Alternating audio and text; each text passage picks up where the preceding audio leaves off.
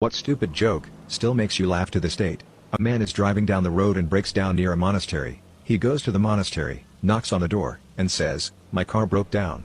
Do you think I could stay the night?" The monk graciously accepts him, feeds him dinner, and even fixes his car. As the man tries to fall asleep, he hears a strange sound. The next morning, he asks the monks what the sound was, but they say, "We can't tell you. You're not a monk." The man is disappointed but thanks them anyway and goes about his merry way. Some years later, the same man breaks down in front of the same monastery. The monk accepts him, feeds him, and even fixes his car. That night, he hears the same strange noise that he had heard years earlier. The next morning, he asks what it is, but the monks reply, "We can't tell you. You're not a monk." The man says, all right, I'm dying to know. If the only way I can find out what that sound was is to become a monk, how do I become a monk?"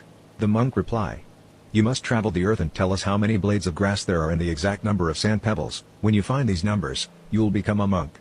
The man sets about his task. 45 years later, he returns and knocks on the door of the monastery. He says, "I have traveled the earth and have found what you have asked for. There are 145,236,284,232 blades of grass and 231,281,289,129,129,382 sand pebbles on the earth."